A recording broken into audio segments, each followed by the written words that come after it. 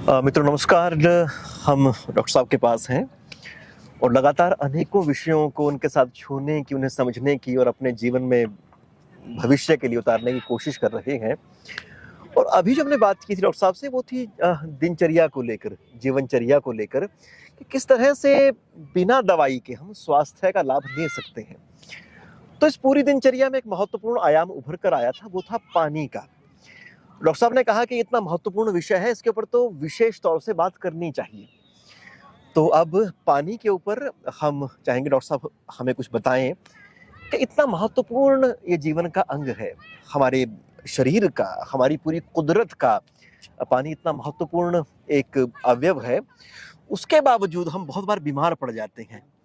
तो क्या उस बीमारी के पीछे पानी की कमी या अधिकता या उसका गलत तरह से सेवन करना भी डॉक्टर साहब हो सकता हाँ है? जी, हाँ जी विकास जी। देखिए विकास जी, जैसे हम कहते हैं जल ही जीवन है। जहाँ जीवन मिलता है जल के सही उपयोग से, वहीं अगर पानी पीने का तरीका ठीक नहीं है, पानी पीने के बारे में अगर पूरा ज्ञान नहीं है, तो पानी पीने के गलत तरीके से ये डॉक्टर के पास जाना भी पड़ सकता है हमें, डॉक्टर्स की विजिट बहुत ज़्यादा बढ़ जाती है और ये बड़ी सारी बीमारियों का कारण भी है। तो अगर पानी पीने के बारे में सारा ज्ञान हो, पानी कितना पिएँ, कैसे पिएँ, कब ना पिएँ, किस चीज़ के साथ पानी पिएँ, किस चीज़ के साथ पानी ना पिएँ, अगर ऐसा पता होगा तो बड़ी सारी बीमारियों से हमारा छुटकारा मिल सकता है हमें। तो इसलिए मैं आपके सामने रखूँगा ये तथ्य। देखिए जो जल है, जो पानी है, पानी एक व्हीकल है हमारे शरीर के लिए और पानी का अगर फॉर्मूला भी हम देखें तो H2O, तो इसमें हाइड्रोजन और ऑक्सीजन है। तो पानी के अंदर ऑक्सीजन इंक्लूडेड है जो हमारी बॉडी की चेतना को जागृत करेगी और हमें सचेतन बना देती है। लेकिन पानी हम क्यों पीते हैं आखिर? तो हमारी बॉडी में जितनी भी सेल्स हैं, ट्रिलियंस ऑफ सेल्स हैं हमारी बॉडी में, सभी सेल्स लगभग पानी में डूबी रहती हैं और उनके अंदर भी पानी ही मेनली होता है, 70 to 80% पानी होता है। तो पानी के अंदर जब हमारी सेल्स में फंक्शंस चल रहे होते हैं, हम सांस ले रहे हैं, हम खाना खा रहे हैं, कुछ भी कर रहे हैं, तो बड़ी सारी रिएक्शंस चलती रहती हैं सेल्स में। तो उस सेल्स में बड़े सारे टॉक्सिन्स प्रोड्यूस होते हैं। तो जहरीले तत्व जो प्रोड्यूस होते हैं, तो उनको वॉशिंग के लिए पानी ही बहुत बड़ा माध्यम है, जिसके पानी से हमारी बॉडी डिटॉक्स होती है। अब बात आती है कि पानी कितना पिएं। ये बड़ा ही इंपॉर्टेंट सब्जेक्ट है कि पानी कितना पिएं। ये डिपेंड करता है कि आपने क्या कुछ खाया पिया है।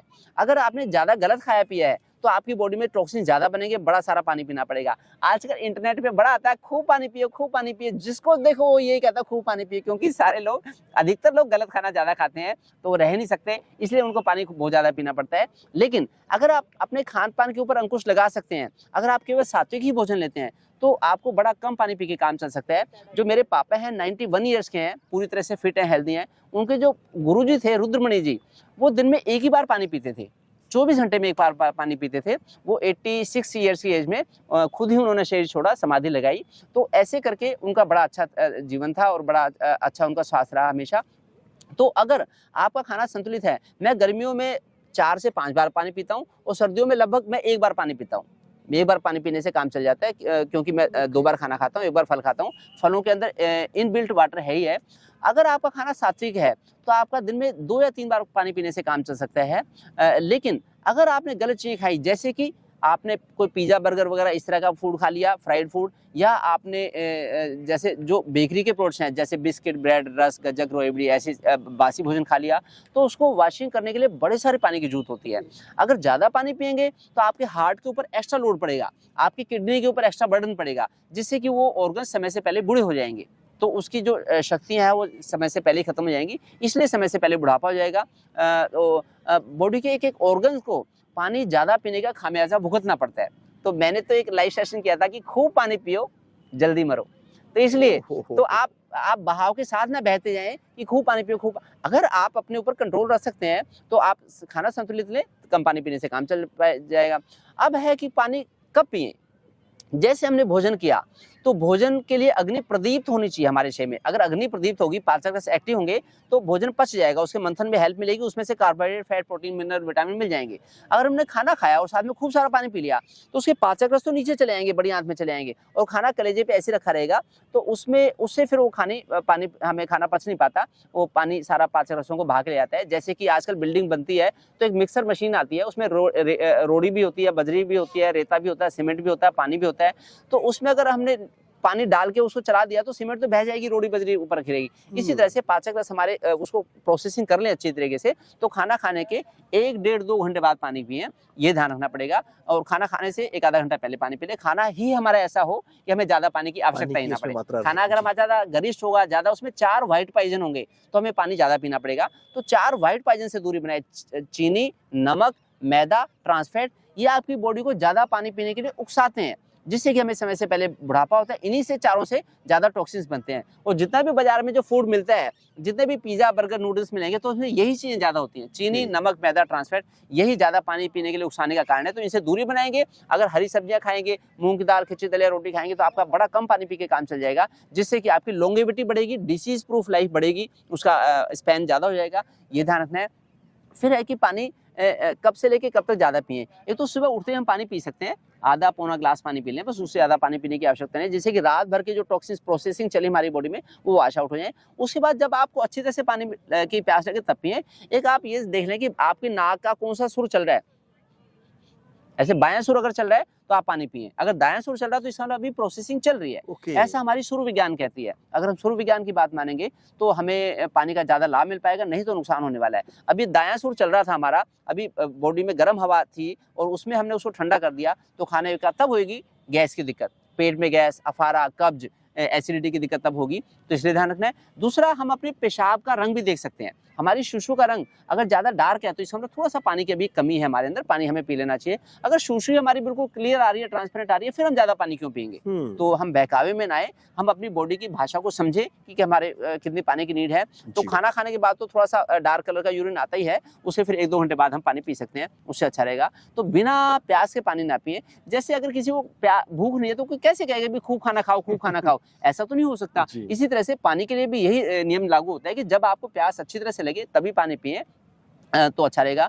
बाकी अगर एक मेडिकल साइंस के हिसाब से मैं आपको बताऊं तो 40% पानी हमें सुबह के समय में ले लेना चाहिए, 40% दोपहर के समय में लेना चाहिए। शाम को पानी या पानी से बनी चीजें 20% ही लेनी चाहिए। अगर शाम को ज्यादा भरपेट पानी पी लेंगे तो हमें रात को बार बार शुशु करने के लिए उठना पड़ेगा। तो इसलिए अवॉइड करें, जिससे कि रात को बड़ी गहरी लंबी नींद आए आपको और सुबह फ्रेश होकर उठें। ये ध्यान रखना है। अब है कि पानी के साथ विरुद्ध आहार क्या है, क्या क्या चीजें पानी के साथ नहीं लेनी चाहिए। एक तो खाना खाए तो खाने के साथ पानी बिल्कुल ना लें, खाना ही ऐसा हो कि इसमें इनबिल्ट वाटर हो। दूसरा, अगर हमने दूध भी पिया है तब भी दूध के साथ पानी ना लें, तो दूध पचेगा नहीं। फिर हमने अगर कोई फल खाए हैं, फलों में इनबिल्ट वाटर काफी है, फलों के साथ भी पानी ज्यादा ना पिए। सभी फल के साथ पानी पिएंगे तो उसमें ऐसी रिएक्शन होती है कि पेट में गैस होगी, अफारा आ जाएगा, एकदम पेट में बड़ा भारीपन हो जाएगा। तो फलों के साथ कभी पानी ना पिए, इस चीज का ध्यान रखेंगे तो आपको बड़ा फायदा मिलेगा। अब है कि पानी कौन सा पिए, कौन सा पानी पिए, ये बड़ी कीमती बात है। तो आजकल लोग शहरों में सब फिल्टर लगवा लेते हैं, तो आरओ फिल्टर लगवाते हैं, रिवर्स ऑस्मोसिस वाले, तो उससे पानी के टीडीएस के साथ छेड़खानी हो जाती है।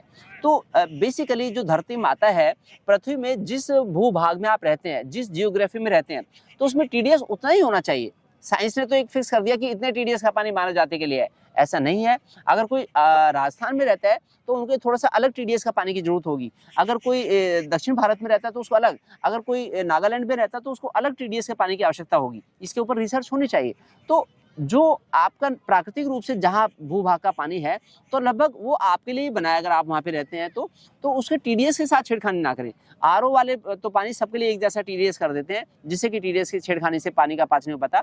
अगर जैसे लगवाने या तो एक मैकेनिकल फिल्टर्स आते हैं जो कि अशुद्धियों को दूर कर देते हैं, कोई बैक्टीरिया वायरस को उसमें से हटा देंगे, लेकिन टीडीएस के साथ छेड़खानी नहीं करेंगे। तो ऐसे मैकेनिकल फिल्टर का पानी यूज कर लें। और हम लोग तो ऐसा करते हैं कि हमने तो घर में मटका रखा हुआ है कि वो पानी हम मटके में स्टोर करते हैं, मटके से पानी यूज करते हैं। मटका एक लाइव चीज है जिसमें कि सांस आती रहती है, या तो तांबे का बर्तन को भी एक तरह की लाइव मेटल बोला जाता है, ऐसी मटका भी एक लाइव चीज है जो मिट्टी का बना होता है। तो उसका पानी से इवेपोरेशन होता रहता है। गर्मियों में भारत एक गर्म देश है, 8-9 महीने लगातार मटके में पानी पिए। जो 2 महीने सर्दियों के आते हैं उसमें तांबे के बर्तन में रख के पानी पिएंगे तो बड़ा अच्छा रहेगा। उसको भी अगर शुद्ध करना है तो एक चांदी का सिक्का या तांबे का सिक्का या सोने का सिक्का आप उसमें डाल सकते हैं, तो जिससे कि वाटर के जो निगेटिव जो उसके आयंस हैं वो दूर होके और आपको उसे सब एक और चीज भी है, कई बार लोग कहते हैं कि आप खड़े होकर पानी मत पिए, बैठ के पानी पिए। तो इसके पीछे क्या रहस्य है? आयुर्वेद की ऐसी रिकमेंडेशन है कि जब भी पानी पिए तो बैठ के पानी पिए। वैसे तो खड़े होकर ना खाना खाना चाहिए, ना पानी पीना चाहिए, ना शुशु करनी चाहिए,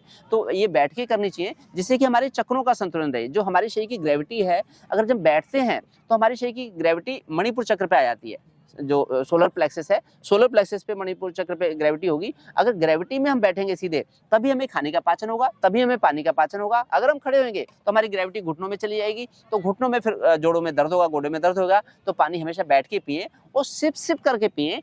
पानी की हर घूंट हमारी लार से मिलनी चाहिए। अगर लार से मिक्सअप होगी, तब पानी का जो क्षारीय तत्व है वो थोड़ा सा दूर होके वो हमारी बॉडी में ग्राह्य हो जाएगा। देखिए, अगर एक जो बरगद के पेड़ का बीज है, वो बीज अगर चिड़िया खाएगी, चिड़िया फिर उसके गर्भ में से जाके, चिड़िया के गर्भ में से जाके अगर उसकी पोटी में से जाएगा, तब उसमें से पेड़ उगेगा। नहीं तो बरगद के बीज के सीधे पेड़ को नहीं उगा सकते हम। इसी तरह से पानी को अगर लार के साथ मिलाएंगे, लार के साथ मिलकर पानी ग्राह्य हो जाता है, फिर हम उसको अंदर ले जाएंगे तो अच्छा रहेगा। नहीं तो फिर एसिडिटी होगी, गैस बनेगी, पेट में अफारा हो गया। गट गुट गुट करके पानी पी लिया हमने, लार से मिलाया नहीं। तो पानी को खाना है, हमें पानी को चबाना है और खाने को हमें पीना है। खाने को समय दें, खूब समय लगाएं और पानी को धीरे धीरे करके सिप सिप करके पिएं, बैठ के पिएं। तब ऐसे लिया, ऐसे गुटका, फिर ऐसे लिया, ऐसे करके लेंगे तो पानी का बड़ा अच्छा पाचन होगा। और उससे ही बड़ी सारी बीमारियां, लोग कहते हैं गैस की दवाई दे दो, अफारा हो गया, मेरे को तो ब्लोटिंग हो गई, तो बेसिकली तो वो मिस्टेक की वजह से होता है। ये भी ध्यान रखना है। तो फिर से मित्रों, इतने सरल उपाय हैं जिससे हम स्वस्थ रह सकते हैं, और अगर उनका ध्यान नहीं रखें तो उसका बड़ा सा खामियाजा है जो हमें भरना पड़ता है। हार्ट डिसीज भी हो सकती है पानी के ज़्यादा पीने से। ब्रेन में भी अगर ज़्यादा पानी पी लिया, हमें कन्फ्यूजन हो सकता है, क्योंकि ब्रेन में इडीमा हो जाता है। हमारी बॉडी में वैसे ही 70% पानी है, अगर हम एक्स्ट्रा पानी पी लेंगे तो कन्फ्यूजन सा हो जाता है, ब्रेन में इडीमा हो जाता है, ये सोडियम की एक्सेस हो जाती है। इसलिए पानी को तो मेडिकली भी अगर हम कहें तो सीमित मात्रा में जितनी हमें आवश्यकता उतना